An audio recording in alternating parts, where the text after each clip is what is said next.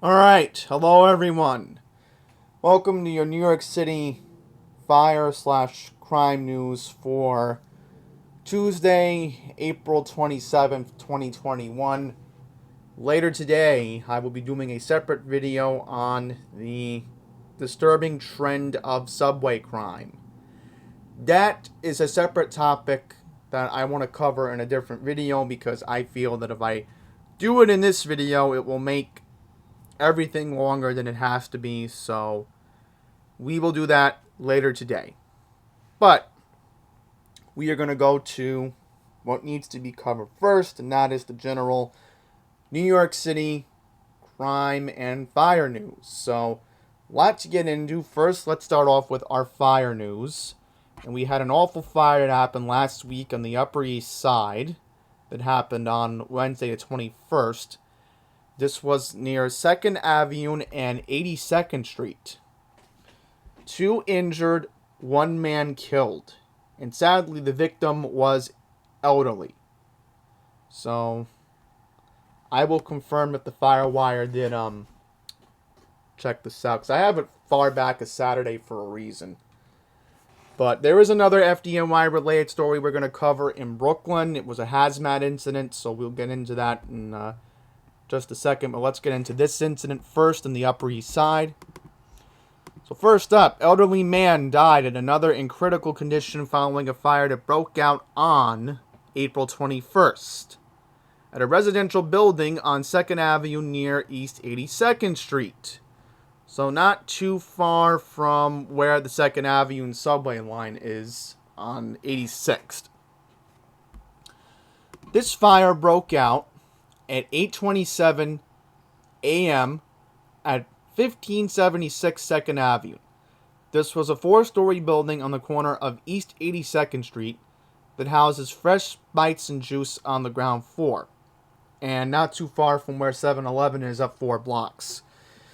The first fire truck arrived within 4 minutes, confronted by a heavy fire condition on the 2nd floor, Deputy Assistant Chief Michael Alejo told reporters. The 2 victims, an 83-year-old man and an 81-year-old man, lived on different floors of the building and were quickly found by firefighters.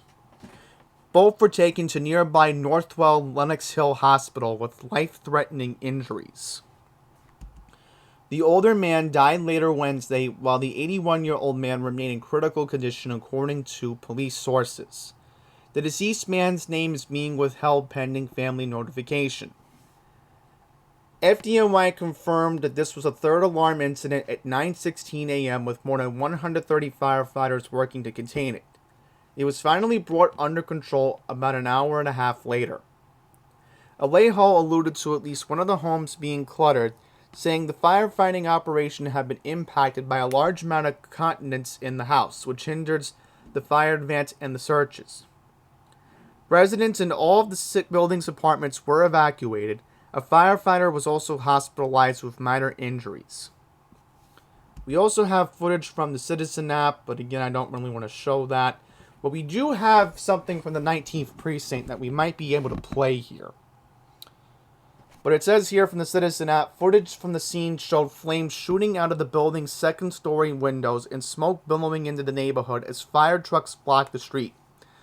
2nd Avenue was closed to traffic between East 82nd and 83rd Street, according to police who advised people to avoid the area.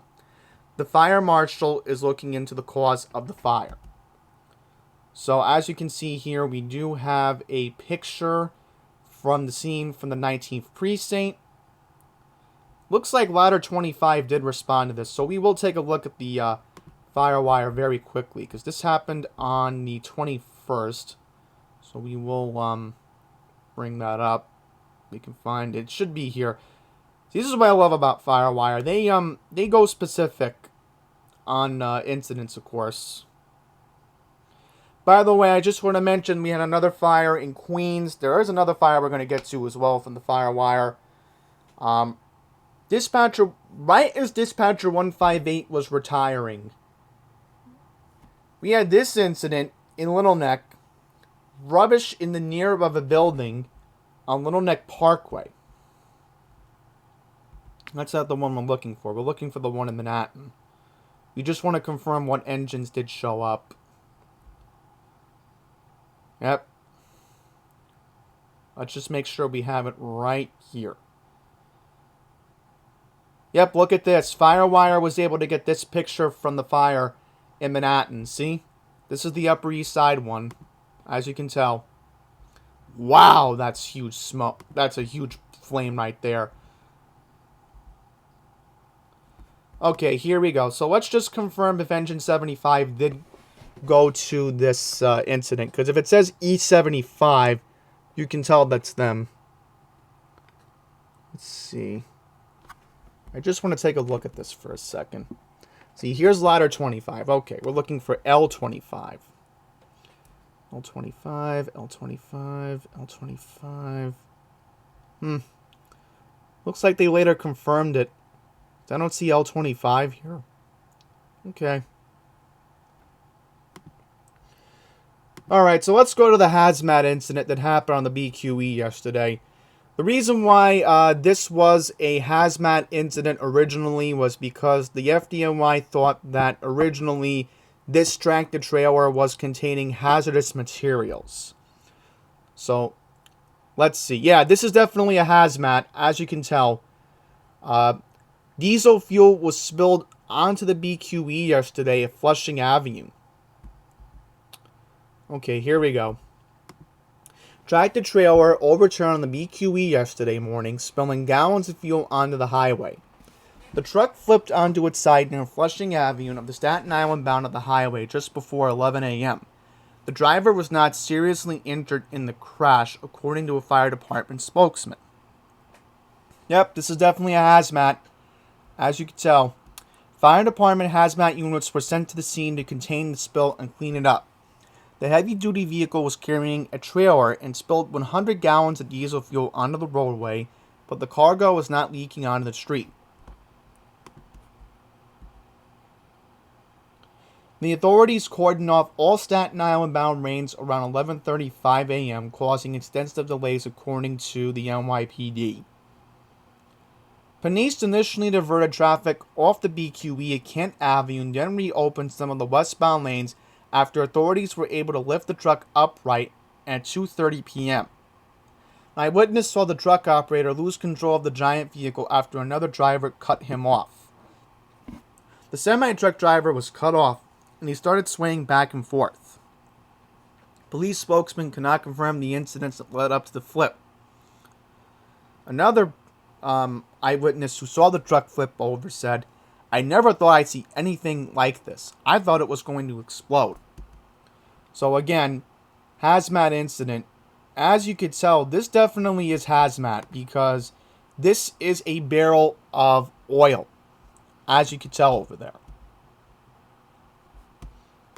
Okay, so let's go back to Saturday, because Saturday was a very active day, and I will mention that, and I'll look for that article. There was actually an article on brush fires, because we actually are in our brush fire season, so I will get this article from New York One, because I'm surprised New York One actually covered this. We'll get into the brush fires in just a second. Okay, so we're just going to go up to... by the way, I want to mention, back on Thursday last week, there actually was a fire near a playground, Avenue W near Knapp Street, near Garrettson Beach last week. So I want to bring that up. I don't want to look for that. We're going to go up to Saturday, because Saturday was a very active day. We had a brush fire reported in the area of Howard Beach at Spring Creek Park.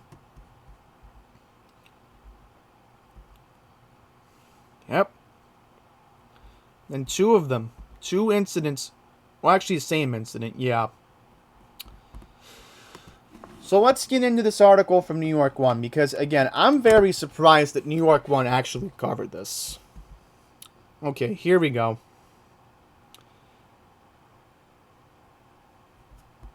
Alright, so it says here, During the spring months, the weather can bring warm and dry conditions. Dried up and dead brush from the previous season is often readily available as fuel for any fires that may break out. Take example, what happened in Howard Beach over the weekend at Spring Creek Park, which no media coverage of it. The other added ingredient is wind. Wind can fire and spread fires more quickly and during the spring months. We see many windy days as strong systems move across the country. Because it's warm, the humidity is low, and it's windy in the spring, and there could be a real risk of these brush fires tomorrow, considering that it's going to be 85 for a high tomorrow. The DEC may enact an outdoor burn ban every year from March 16th to May 14th for all of New York State.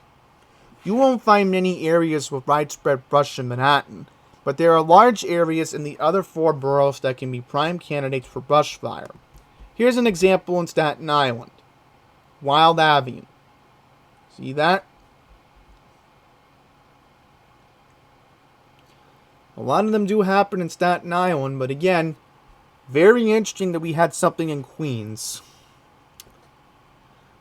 Last year, in September, there was a brush fire in Brooklyn outside of Calvert Fox Park. So,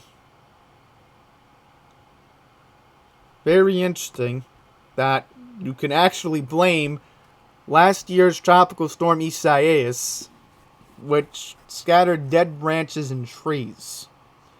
Windy conditions combined with low humidity levels in this incident in Brooklyn caused the brush fire to grow and spread. So, I was very surprised when I got the notification on Saturday. I'm wondering, brush fire in Queens? But anyhow, let's get to this more serious incident. Media didn't cover this one. Not even the Queens Courier. Shame on them. This was in nearby Bayside, right by their offices on Bell Boulevard. Alright, anyhow, this is what we know in Bayside. We don't know how many alarms this fire was reported, but we do have confirmation that Ladder 167 did show up to this incident, according to the Firewire. This was at 200-04 58th Avenue and Francis Lewis Boulevard.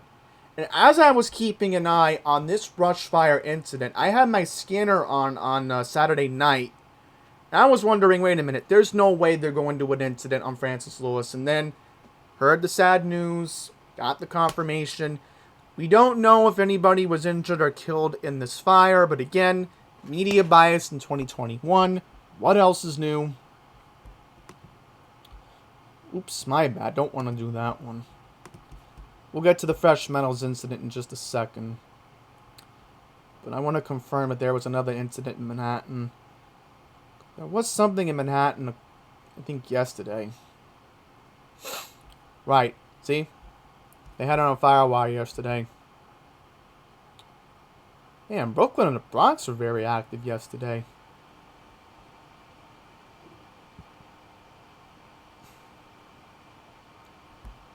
Whoa, I didn't see this on AM New York. Alright, we'll have to get to that one after. Wow.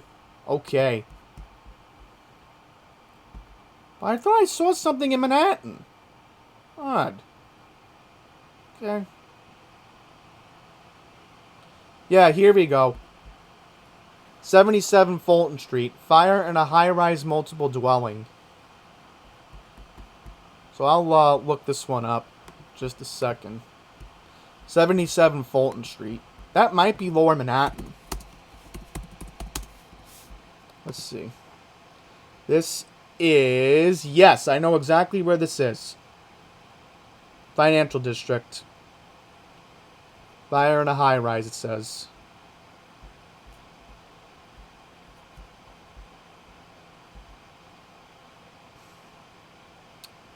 Alright, so let's get into the next transition that we're going to talk about. Now, let's go to our crime news.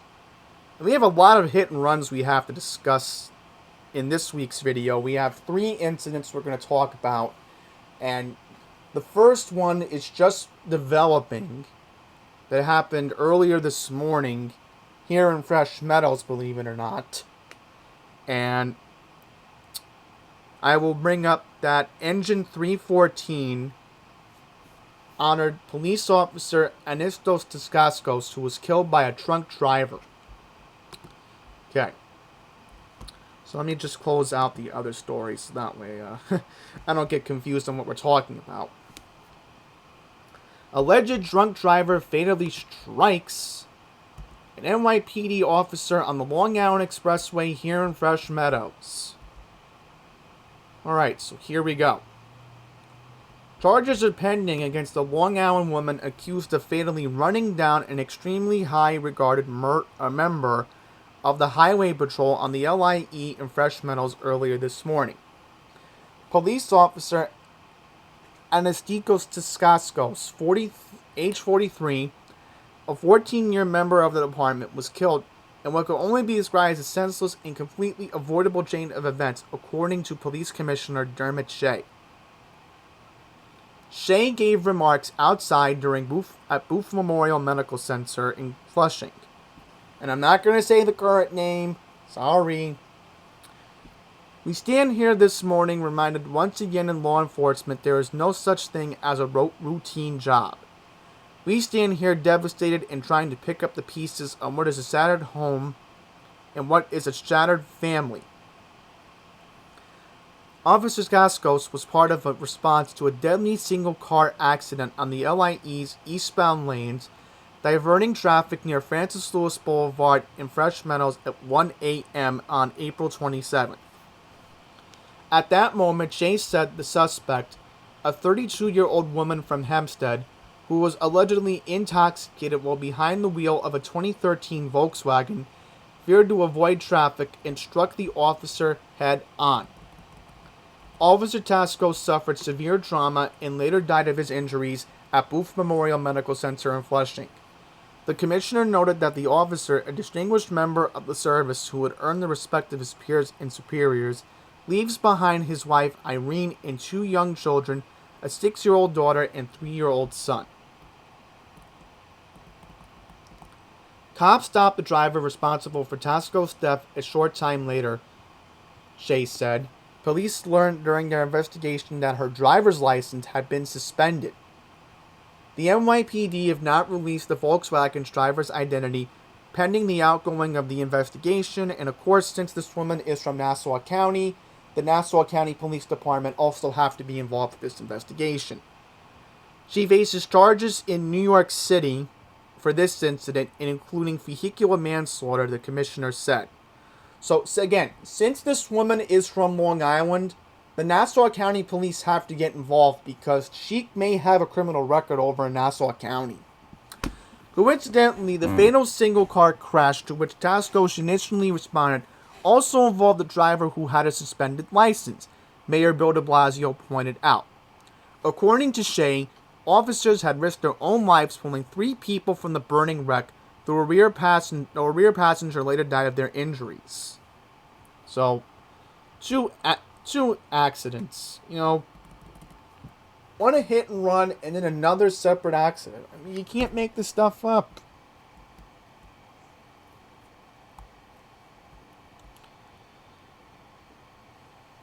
Alright, so there's that. So we'll get to the other stories in just a second. I want to get to the other hit-and-run incidents. Oh, right. This is the last hit-and-run. Okay. By the way, I didn't see anything about the Asian guy getting attacked in Jamaica. So I'll look for that after I'm done with the last courier story. Okay, so here we go. Last hit-and-run incident. Cops investigating hit-and-run in South Richmond Hill. Police are looking for a man who allegedly fled the scene after causing a fatal car crash in South Richmond Hill early Wednesday morning. According to the authorities, an unidentified man was driving a 2018 Honda Accord with 3 other passengers eastbound on Atlantic Avenue at 1 a.m. on Wednesday, April 21st.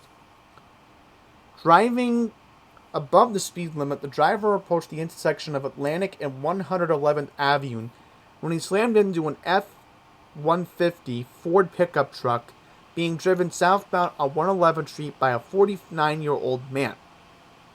The truck came to a stop, but the driver of the Honda continued driving down Atlantic Avenue before hitting a parked Mercedes-Benz with a 65-year-old woman in the driver's seat.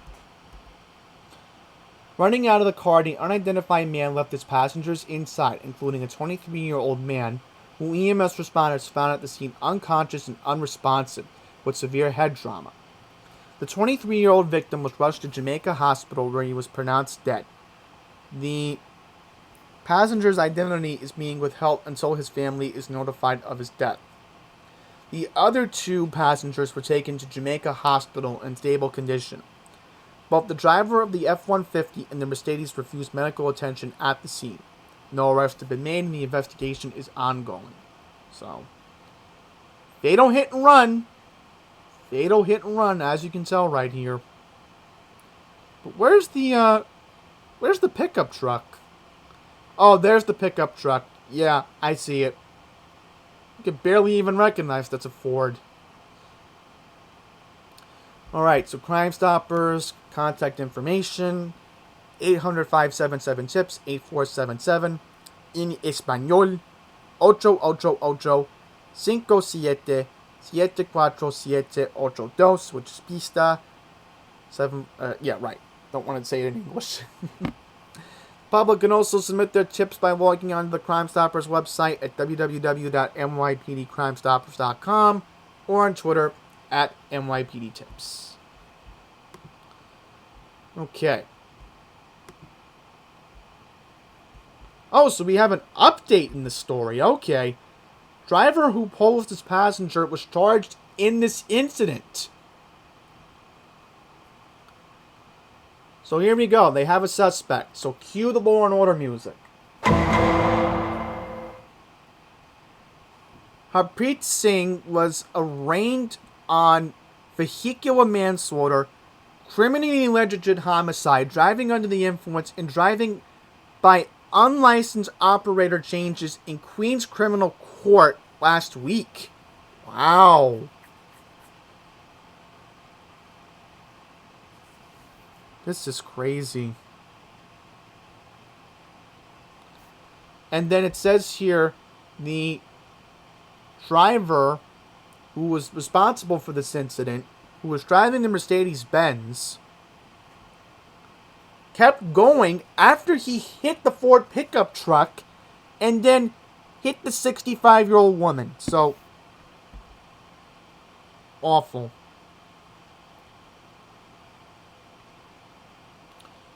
Alright, so let's see if, yeah, it says here anything about the Queens DA. Just trying to confirm it.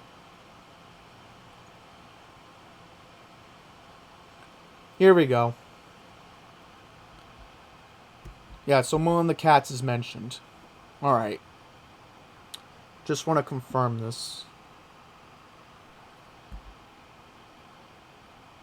The Richmond Hill man was allegedly intoxicated at the time of the crash and was not licensed to drive, according to Queens District Attorney Melinda Katz. A witness told police the Sy was in fact the driver, Melinda Katz said. Okay, here we go. Singh, whose case was adjourned by the Queens Criminal Court Judge Francis Swing on April 26th, will appear again in court on May 26th next month. If convicted, he will face up to 7 years in prison. So, I don't know why they're not giving him a 25 to life, but that's what happens in Queens. Sometimes you get off easy. In this case, this guy may get off for only 7 years.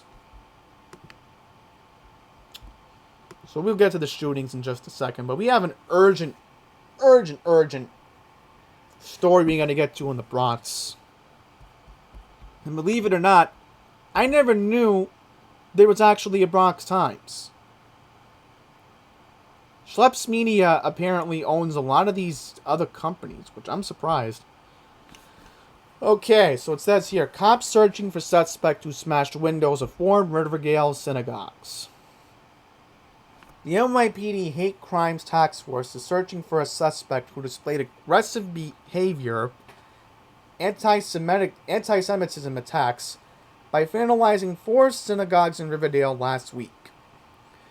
Just after midnight on Friday morning, April 23rd, Chabad of Riverdale and Riverdale Jewish Center of 535 West 246th Street and 3700 Independence Avenue have been both struck repeatedly with rocks until multiple windows at each location shattered, according to police. Then, on Saturday, April 24th, the conservative synagogue Ada Israel and Young Israel of Riverdale at 475 West 250th Street and 4502 Henry Hudson Parkway East were also targeted and both had windows and doors smashed. So we do have a video of the incident, and it says here that the same suspect also broke the windows of 3 parked cars at 541 West 239th Street as well, the NYPD reported. So we know right now that the 50th and the 53rd Precinct over there in the Bronx is also getting involved with the investigation, besides the Hate Crimes Tax Unit.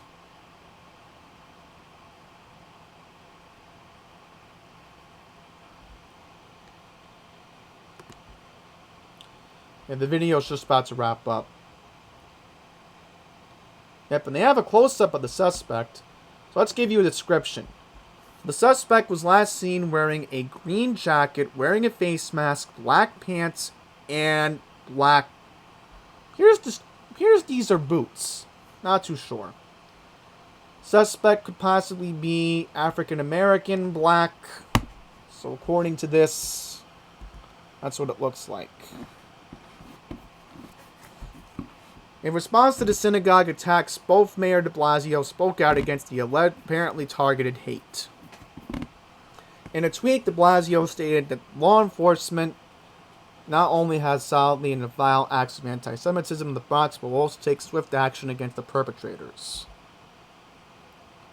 And by the way, I will mention the Guardian Angels also had a press conference yesterday, hosted by Republican mayoral candidate Curtis Sliwa. So I just want to quickly bring that up. But anyhow, I want to see, because Channel 7 covered an incident involving an Asian guy getting attacked in Jamaica.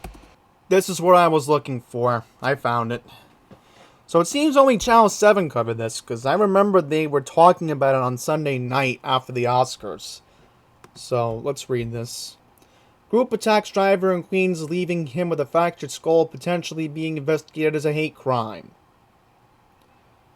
It says here, police are investigating an attack on a vehicle for hire driver in Jamaica that left him with a fractured skull. Officers responded to the intersection of 138th Street and Jamaica Avenue after an eyewitness called 911 shortly after midnight Sunday. They found the 41-year-old victim with injuries to his head and face. He's now in the hospital in critical condition. Police say he was attacked after a group of 3 or 4 people got angry because he wouldn't allow them into his car. He was struck in the head and face with a glass bottle. So far, police have not made any arrest. And look at this, another anti-Asian attack. See if I can mute this video. I don't want to play the video. Oops, I do apologize, folks. I don't know why I can't mute this. That's the problem with Channel 7. Oh, good. Mute this. Alright, so it says here, 61-year-old Asian American man critically injured in brutal unprovoked assault in Midtown. 61-year-old Asian man is fighting for his life after being viciously assaulted in Manhattan. His family says he's in a coma. This happened on Friday, April 23rd, at the intersection of 3rd Avenue and 125th Street in East Harlem. Hate Crimes Unit is leading the investigation in the unprovoked assault. Yao Pan Ma, a Chinese immigrant, was collecting cans when he was attacked from behind and repeatedly stomped on. He laid helpless on the ground. Bus driver called the police after seeing him unconscious.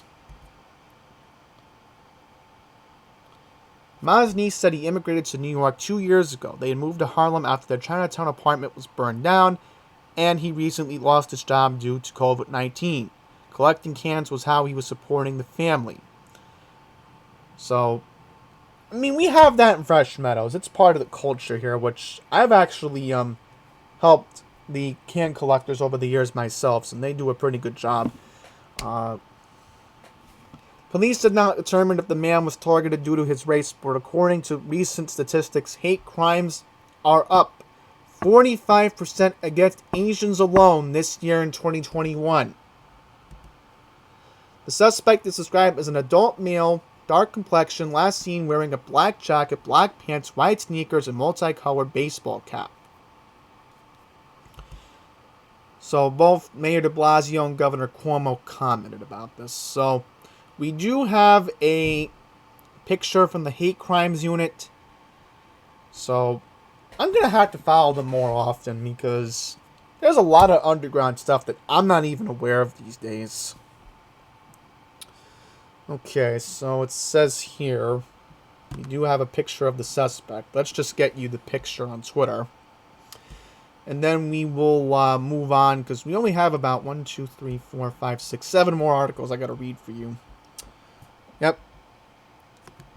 Picture of the suspect right there. Alright, so let's talk about Astoria once again. And by the way, I did see an article on the Queen's Courier reporting that because people are leaving Astoria, prices for rent are actually going down. So that tells you that Astoria needs a lot of help right now. This is an area that should be priority number 1 in the borough. Alright? Sorry to say that, but that's just my personal opinion. Top secret man behind string of corner store robberies in Northwest Queens. So let's see where this spree happened. Okay, so 4 stores were robbed in April yet alone. Here we go. First 2 incidents happened in Elmhurst. This is a bodega located at 91-24 Corona Avenue. First burglary took place on Wednesday, April 7th at 9:30 p.m. A 31-year-old man working behind the counter told police that the man took out a box cutter and demanded money. Making his way to the register, the thief then took around $1,000 in cash and then fled in an unknown direction. A few days later, on Saturday, April 10th at 10 p.m., the man took out a box cutter inside a deli at 41-70 74th Street in Elmhurst and threatened a 37-year-old man working behind the counter, according to the police. He then reached into the register and stole around $760 in cash. 2 days later, on Monday, April 12th at 9:15 p.m., the same man used a box cutter to rob an East Elmhurst corner store at 103-01 Astoria Boulevard. A 25-year-old woman working behind the counter told police the man made off with around $1,200 and fled in an unknown direction.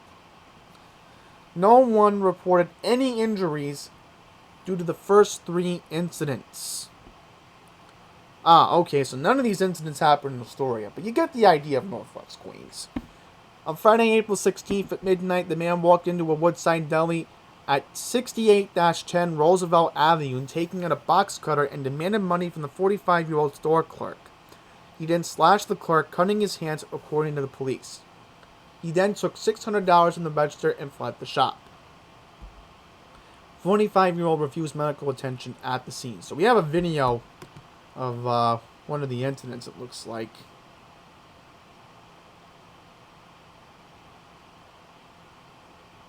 Yikes.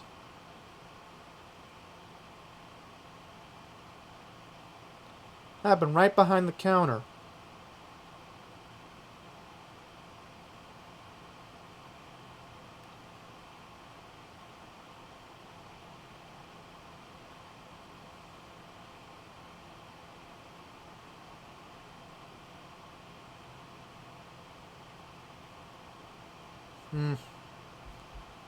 Here's the suspect took out a little thing that you keep cash in.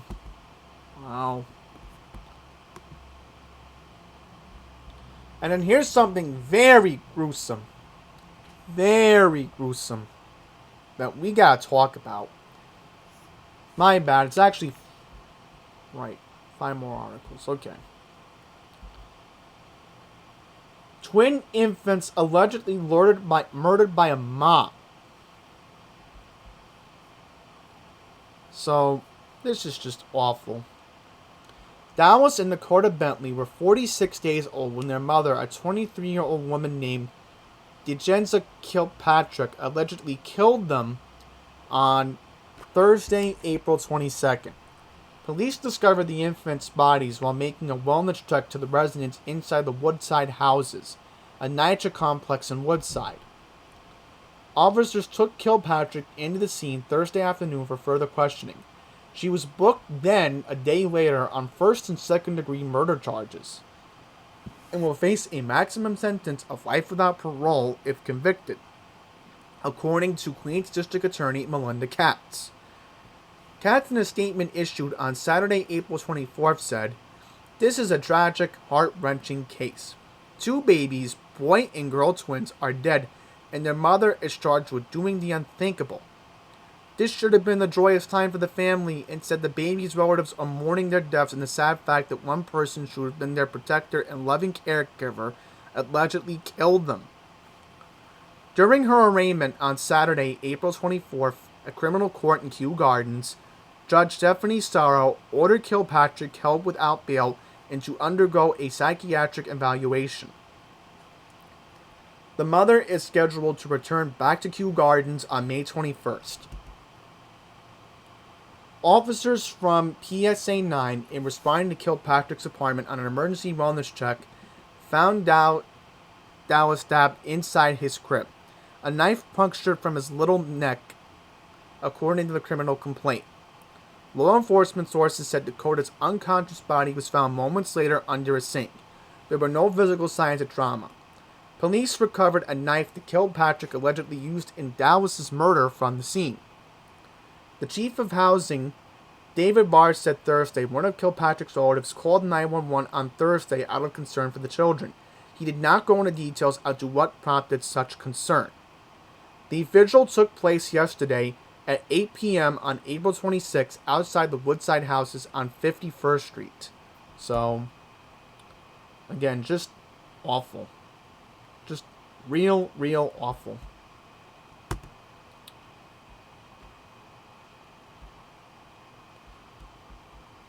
So let's go into more violence. Because we can't have enough of it, can we? That was rhetorical. New York City sees bloodiest weekend this year with 46 separate shooting incidents, including a woman who was shot in Rosedale, which didn't get any media coverage. Right in the confines of the 105 precinct, by the way. New York City endured its bloodiest week so far, as gun violence continues to soar ahead of what could be another violent summer. Data shows 50 people were shot in 46 separate incidents over a 7-day period ending Sunday evening, a more than 250% surge from the same week in 2020. Last year, the NYPD said it logged 12 shootings with 14 victims during the same time, more than a month into the city's COVID-19 lockdown. But the same week in 2019 saw a nearly identical figure. This weekend alone reported nearly 24 shootings to cap off the violent week. The nearly year-long trend in gunplay began last spring as New Yorkers grappled with the first wave of COVID-19. Mayor de Blasio has repeatedly chalked up the traveling surge to a perfect storm of variables caused by the pandemic, including a court slowdown, despite evidence to the contrary. And by the way, I will mention, the mayor did mention that the courts are going to be opening up next month. So, we need the courts to start opening up. Right? I can't believe I'm saying it, but I'm actually in rare agreement with DeBozo.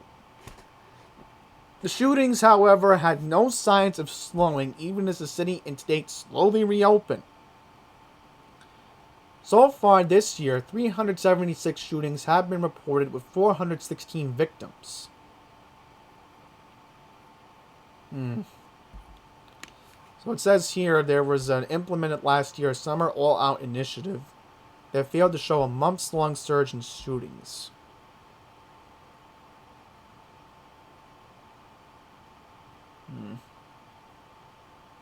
over the last 2 weeks, gun arrests were down compared to last year. So let's see if they have anything about the shooting in Laurelton.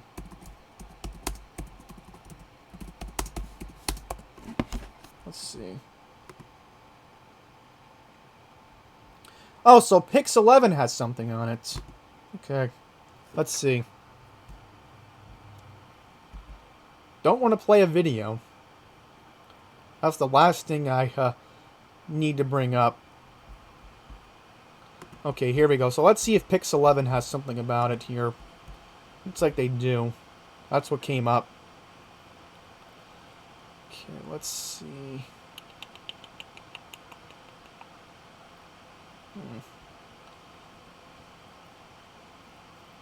Here we go. So it says here, a woman was shot in the stomach in Laurelton, and they don't even bring up the shooting happened outside of a Walgreens. So they don't even bring that up. Alright, so we got two more. NYPD detective whacked in head with stick in brazen broad daylight attack. Yep, and this was brought out by the Firewire, believe it or not. A man struck an NYPD detective over the head with a plastic stick on Monday, April 26th. The cop was in processing the scene of a robbery in Queens at 11:50 a.m. when he was assaulted. The officer was investigating another crime. Footage shared by the Detectives Endowment Association showed the cop standing outside the crime scene and taking notes near some broken glass, when a man holding two long white sticks creeps up behind him. The perp then whacks the officer, who crouched down when holding his head in pain. Oh my goodness. You know, this cop is just minding his own business, trying to do his job, trying to compile information regarding a crime, and this sicko just decides to walk up and bashes the cop in the head.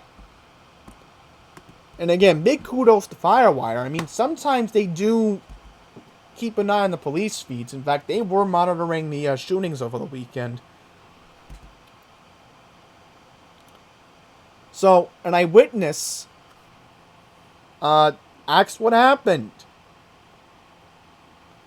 So, trust me, that, you know, what can you do in that situation? Apparently, it looks like this happened in Flushing.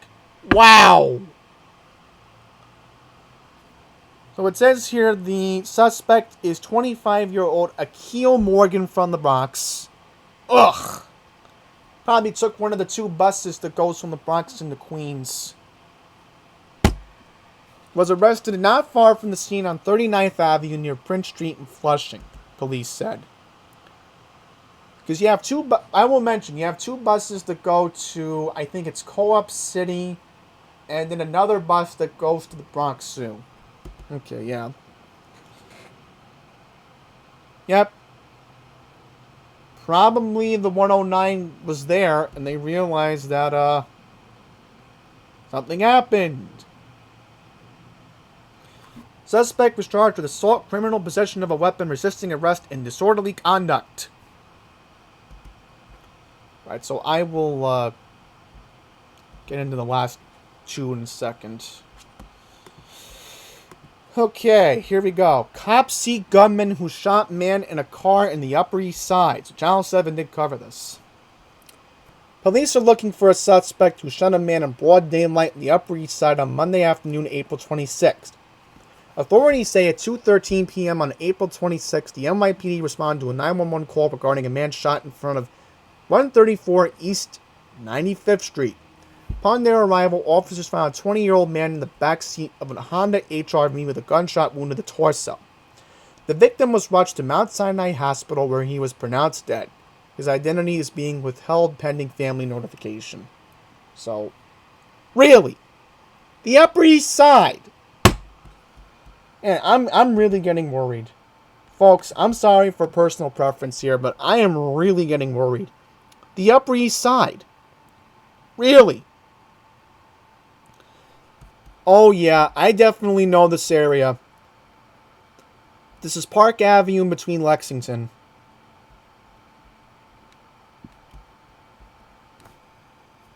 You have another hospital there, so right.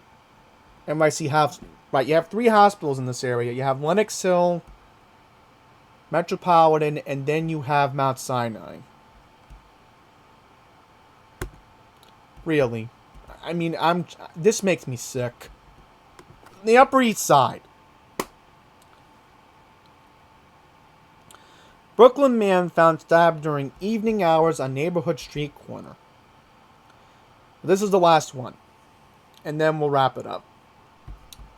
NYPD is investigating the death of a man who was found stabbed in Brooklyn on April 26th, according to police at 6:36 p.m.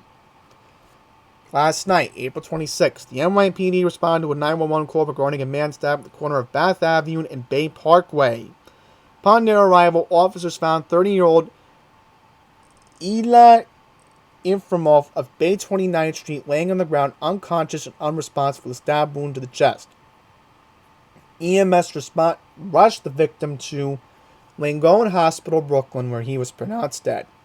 No arrest, ongoing investigation. So, there you have it. All the crime you can get in one weekly video.